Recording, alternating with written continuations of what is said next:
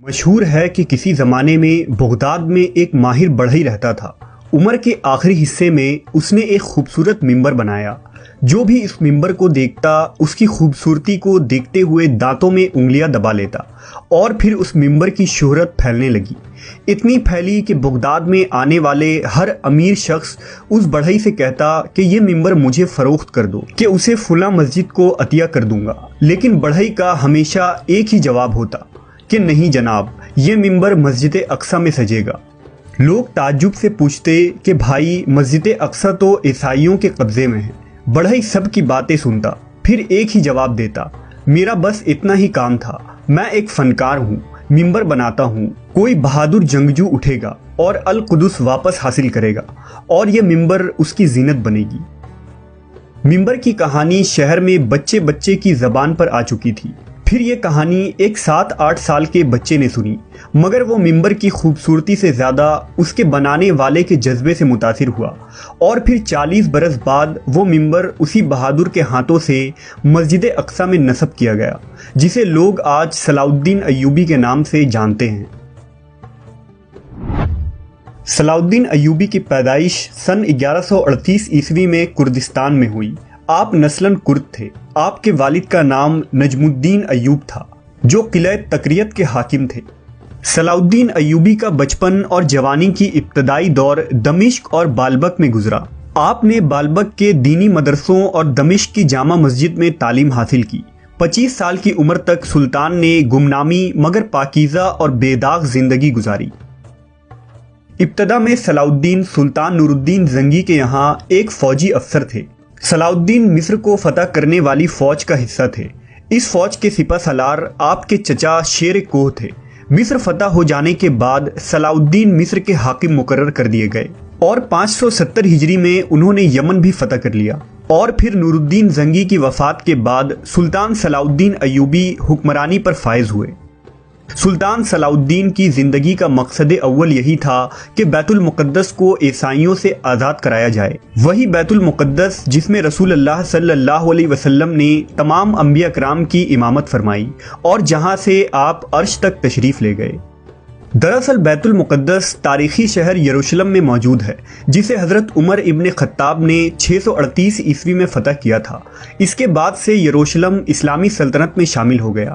اسلامی سلطنت روز بروز مضبوط ہوتی چلی گئی اور یروشلم مسلم ثقافت اور آبادی والا شہر میں تبدیل ہو گیا۔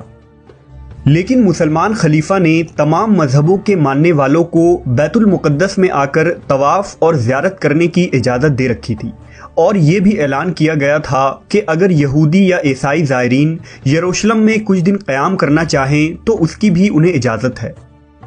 لہٰذا انہوں نے بیت المقدس میں گانا بجانا اور رقص کرنا شروع کر دیا۔ اس وقت اسلامی ریاستیں سلجوق ترک کے ہاتھوں میں تھی، لہٰذا سلجوقوں نے عیسائیوں سے گزارش کی کہ وہ بیت المقدس کے تقدس کا خیال کریں اور اس مقدس شہر کا احترام کریں، ورنہ ان کے خلاف سخت اقدامات اٹھائے جائیں گے۔ اسی دوران ایک عیسائی راہب پیٹر نے کچھ من گڑت کہانیاں لوگوں کو سنائیں اور عیسائیوں کو اس بات کا یقین دلایا کہ مسلمان ان پر ظلم و تشدد کر رہے ہیں۔ اس نے اپنے ساتھیوں کے ساتھ برطانیہ، جرمنی، اٹلی، یونان اور تمام بڑے بڑے یورپی ممالک کا سفر کیا اور عیسائیوں کو مسلمانوں کے خلاف اکسایا۔ لہٰذا سن 1095 عیسوی میں عیسائی پوپ نے فرانس میں ایک کانفرنس منعقد کی، جس میں عیسائیوں پر زور دیا گیا کہ وہ اٹھ کھڑے ہوں اور یروشلم کو مسلمانوں سے آزاد کروائیں۔ انہوں نے اس جنگ کو مقدس جنگ کا نام دیا۔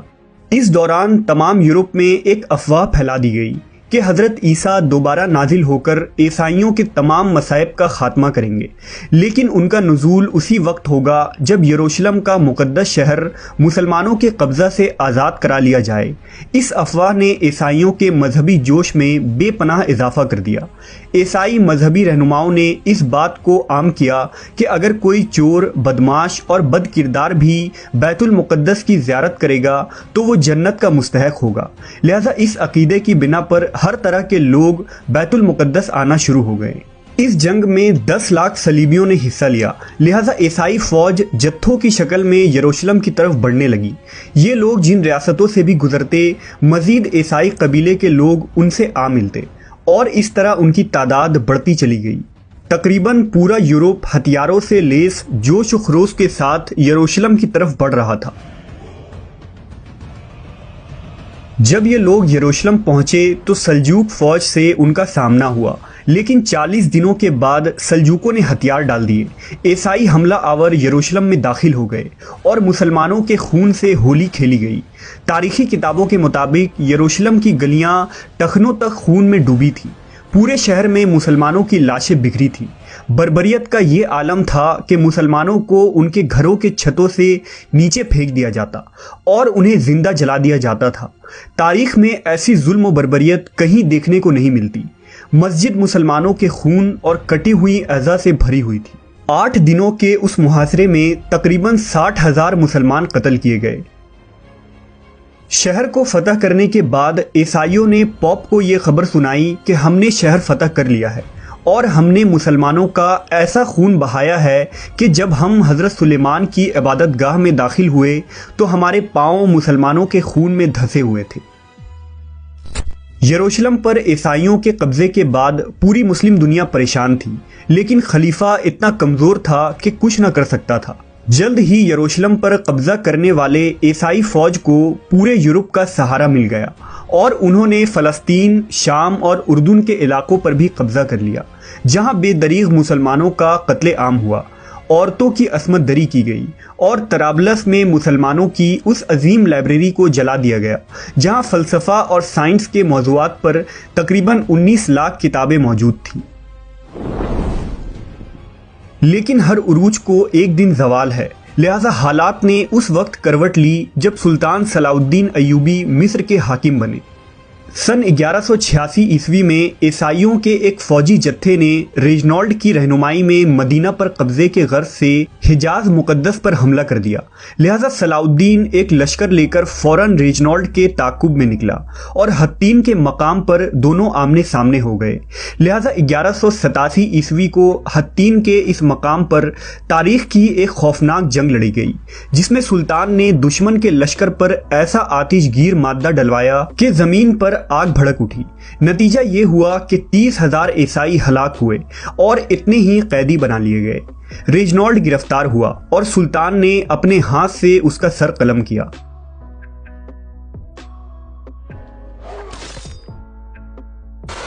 حطین کی خبر آگ کی طرح عیسائی دنیا میں پھیل گئی اور پورے یورپ میں صلاح الدین کا خوف بیٹھ گیا، جس نے مٹھی بھر لشکر کے ذریعہ 60,000 عیسائیوں کو دھول چٹا دیا تھا۔ حطین کی فتح کے بعد سلطان نے بیت المقدس کی طرف رخ کیا اور 1 ہفتوں تک خون ریز جنگ کے بعد عیسائیوں نے ہتھیار ڈال دیے۔ بیت المقدس پورے 91 سال بعد دوبارہ مسلمانوں کے قبضے میں آیا، لیکن فتح کے بعد سلطان صلاح الدین نے قیدیوں کے ساتھ منصفانہ سلوک کیا۔ آپ نے ہر قسم کی لوٹ مار سے لوگوں کو منع کیا، قتل عام کو روکا، شہر میں موجود تمام عیسائیوں کو معافی دے دی۔ رحم دل سلطان نے فدیہ کی نہایت ہی معمولی رقم مقرر کی اور جو لوگ وہ ادا نہ کر سکے انہیں بغیر ادائیگی شہر چھوڑنے کی اجازت دے دی گئی۔ سلطان نے جس طرح عیسائیوں اور یہودیوں سے برتاؤ کیا تھا، اس سے اس نے مغرب کے لوگوں کے دل جیت لیے۔ لیکن یورپ کے صلیبی حاکموں کو یہ شکست منظور نہ تھی، لہذا انہوں نے لڑائی کی تیاریاں شروع کر دی۔ جرمنی، اٹلی، فرانس اور انگلستان سے فوجوں پر فوجیں فلسطین روانہ ہوئی۔ انگلستان کا بادشاہ رچرڈ شیردل 6 لاکھ فوج لے کر فلسطین پہنچ گیا۔ مسیحی دنیا نے اس سے پہلے اس قدر لاتعداد فوج ابھی تک فراہم نہ کی تھی۔ یہ عظیم الشان فوج عکا کے بندرگاہ پر کھڑا تھا۔ انہوں نے عکا کو فتح کر لیا۔ عکا کی فتح کے بعد صلیبیوں نے فلسطین کے بندرگاہ اسقلان کا رخ کیا، جہاں سلطان صلاح الدین ایوبی سے ان کا 12 مرتبہ مقابلہ ہوا۔ اس مقابلے میں سلطان نے جواں مردی اور بہادری کی مثالیں پیش کی، لیکن چونکہ کسی بھی مسلمان حکومت یا خاص کر خلیفہ بغداد سے کوئی مدد نہ پہنچی، لہذا سلطان کو پیچھے ہٹنا پڑا۔ اس دوران میں سلطان نے بیت المقدس کی تیاریاں مکمل کی، کیونکہ اب صلیبیوں کا اگلا نشانہ بیت المقدس تھا۔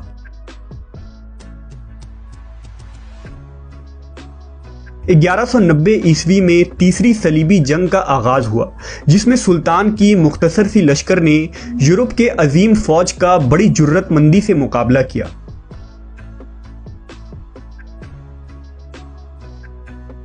जब फतह की कोई उम्मीद बाकी न रही तो सलीबियों ने आखिरकार सुलह की दरखास्त की।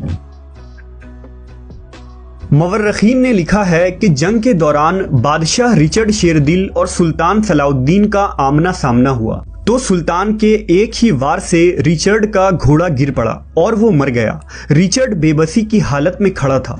सुल्तान चाहता तो एक ही वार में उसका काम तमाम कर सकता था, लेकिन ये सुल्तान की आला ज़र्फ़ी थी कि एक बेबस शख्स पर हाथ उठाना उसे गवारा न किया।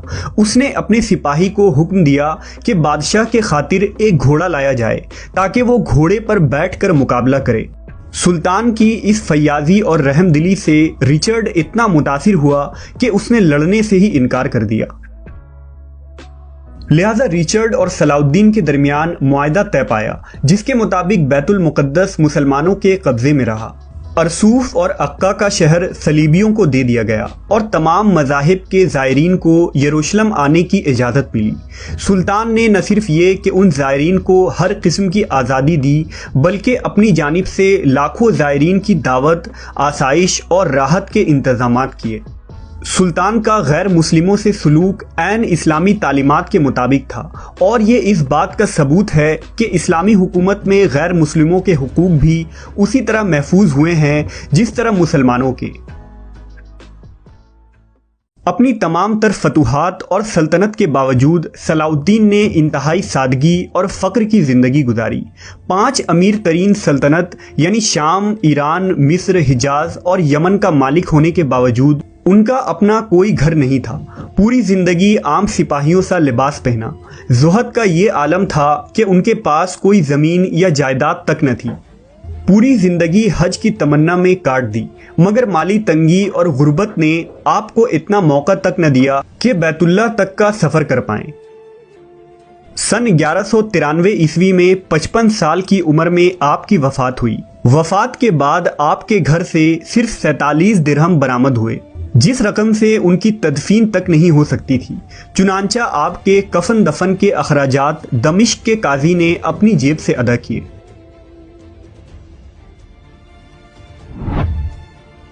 आज वही सरजमीन शाम और सरजमीन कुदस जहां पर मुसलमानों पर मजालिम के पहाड़ तोड़े जा रहे हैं, ये सरजमीन आज फिर से इधर उधर नज़र दौड़ाकर किसी सलाउद्दीन अय्यूबी का इंतज़ार कर रही है। तमाम उम्मीदों के बावजूद भी किसी सुल्तान की आमद दिखाई नहीं देती।